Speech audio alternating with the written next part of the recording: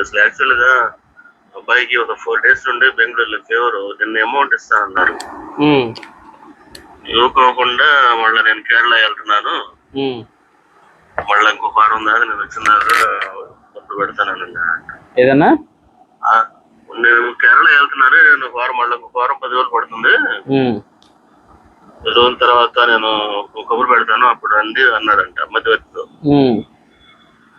అయితే నిన్న మళ్ళా ఫోన్ చేసి సాటర్డే రమ్మని చెప్తారు, నిన్న ఫోన్ చేస్తే ఆ విషయం చెప్పాడు. అబ్బాయికి ఏమో ఇంకా డ్యూ ఒకటి ఉంది, మామూలుగా ఇసుకట్లేదు, నేను ఇక్కడ ఫైనాన్షియల్ గా చాలా స్ట్రగుల్ అవుతున్నాను, అయిపోయింది. అదేమంటే నిన్న నేనేం చేశానంటే, మీరు ఇస్తారా లేదంటే నేను మొన్నడో సచివాలయంలో మినిస్టర్ గారి ఛాంబర్ లో నేను లెటర్ ఒకటి ఇస్తాను, మీరు పెట్టే ఇబ్బందులకి మీడియాను కూడా తీసుకొని వస్తాను మీ ఇంటికి. ఫోన్ చేస్తే ఫోన్ తీయడు, మరి ఇక్కడ గుంటూరుకి వాళ్ళు మాకు చాలా ప్రాబ్లం, దూరం. ఫోన్ చేస్తే ఫోన్ తీయడు, ఏదైనా మెసేజ్ పెడితే రెస్పాండ్ అవడు. ఇంటికి వస్తామంటే ఇంటికి వస్తారంటే మొత్తం వేరే వాళ్ళు మళ్ళీ ఎక్కడో బయట నుంచో పెడతాడు, ఇక్కడ మచిలీపట్నం వస్తే. ఇంటికి వస్తేనేమో ఇంటికి రావద్దు అని చెప్తాడంట, ఇంటికి వస్తే కేసు పెడతాను, మా ఇంటి మీద మీకు వచ్చారని చెప్తాడంట. ఎంత అసలు మామూలుగా ఏ విధంగా ఆడుకోవాలనుకుంటాడో ఆ విధంగా ఆడుకుంటున్నాడు. ఇంట్లో హెల్త్ ఇష్యూస్ వచ్చినాయి అందరికి, మా వైఫ్ మా బాబుకి. అమౌంట్ ఇవ్వకోకుండా సంవత్సరం దాటిపోయింది.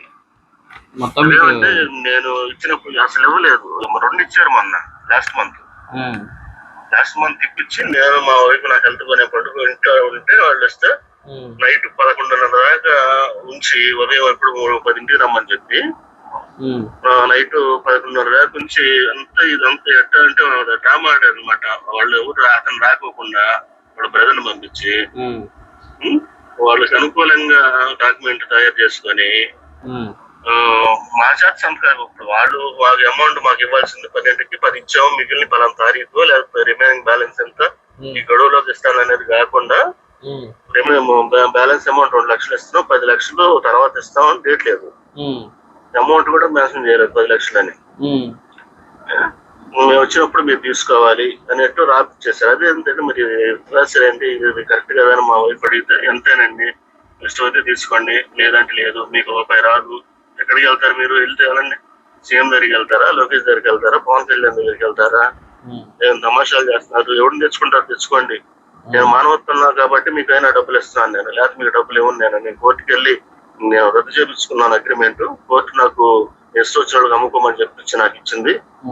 అది ఏం చేస్తామండి, తెల్లారి ఆ పిల్లడికి ఎగ్జామ్, మధ్యలో ఒకరోజు గ్యాప్, నైట్ 11:30 దాకా ఉంచి నాకు ఫోన్ చేస్తుంటే, సరేలే ముందు పిల్లవాడి జీవితం భవిష్యత్తు పని అని చెప్పేసి తర్వాత మీలాంటి పెద్ద మనుషుల సమక్షంలో పెట్టొచ్చు అని వాళ్ళు పిలిచారు. మా బాబు చేతాను మా వైఫ్ చేత సంతకాలు పెట్టించుకొని అయ్యేటప్పుడు నైట్ 11 మా వైపు బయటకు వచ్చేటప్పుడు టైం చూస్తే ఫోన్లో వీడియో అవి కూడా ఉన్నాయి.